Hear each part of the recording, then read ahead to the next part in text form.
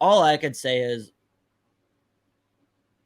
I will miss Matt Dumba immensely. He has been such a big part of that franchise. The difference, not just with like the hockey before he got hurt, if everyone really wants to make this about hockey, especially, he was so fucking good before he had those like brutal injuries. But off the ice, as a person in the locker room, like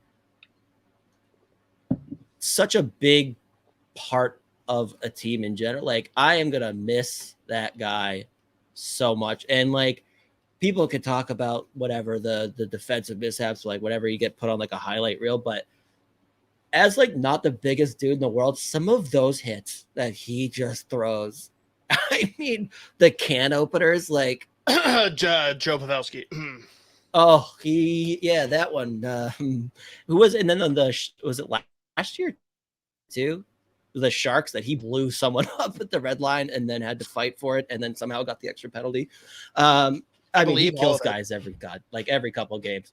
He's on the highlight tape for so many different reasons, whether it's like just an absolute clap bomb, like ripper, he scores some sick goals, or it's a bad mistake where it's a turtle or a highlight reel goal for the team, or he's just blowing guys up. Like he's so fun if you're not actively trying to like be mad at him on the ice. But either way, like a guy that literally poured it out every goddamn game. Like I'll miss like when someone else was scoring or someone was fighting, he's on the bench going nuts. Like just the ultimate team guy and such a beauty. He was replaced though in that department, dude.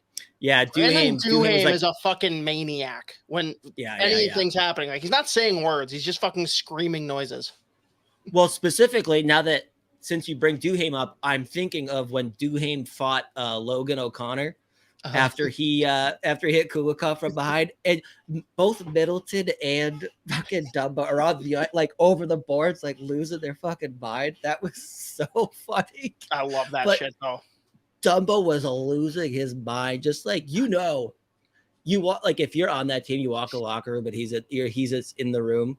They're just like he just puts you in a good mood. He's just such like I don't know. I love that guy. I'll miss him. I'm really sad that it ended, especially the way it ended too. Just like,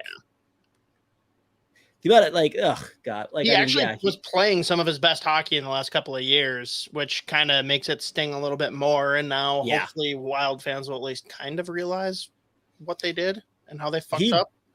And he will, but he better get like one of the biggest standing O's when he comes back in his first game back in Minnesota. Like.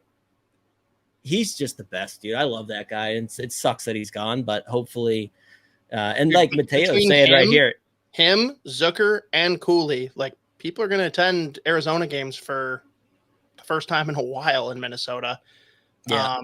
But to Mateo's point here, are you with me that both Dumba and Zucker are literally there as a 1 year like stopgap until the salary cap goes up and there's more opportunities available?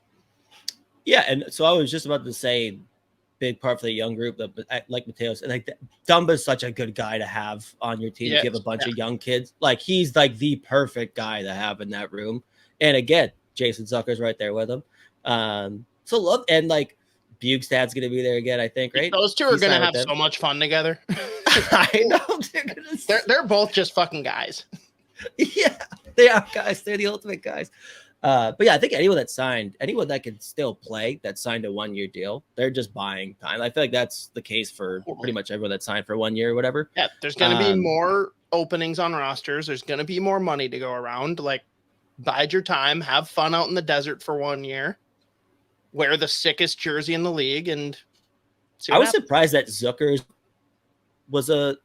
I was surprised at Zucker's contract because he had such a fucking good year. He did, but Pittsburgh. Again, he's not going to get the term that he wants right now. And he won't. I mean, he's not going to. He likes being out there. Like, he's from Vegas. I know his dream is to go play for Vegas, but there's just zero money there. So he's going to have to be willing to go for nothing. But at least Arizona's close to home because that's where all of his family's still at. Dude, when I'm out in Boston, we'll share some stories about my brother playing beer league hockey with his brothers out in Vegas. Absolute animals. That's awesome. I love that. Oh, fuck.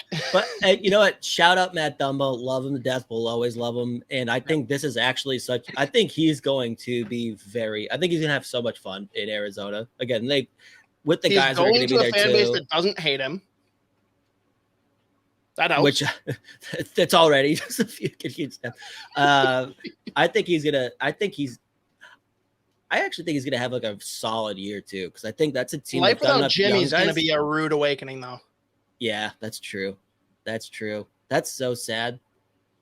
That's another big thing too. It's just like, man, like whenever people would post like the old like Instagram photos from when they first were on the team, like 2014, 15 or whatever, those were so funny. Like some of the old ones. Pretty good. Yeah, they're good. Oh, God damn it. But yeah, so sad to see him go. Love him to death. Will always. Such a big part of the team for such a long time. And a guy that fucking poured his heart out every time he stepped on the ice. It was a big part of the community. So shout out Matt Dumba. Cheers to you, buddy. And hey, hopefully he gets to sign a decent little ticket after this upcoming year.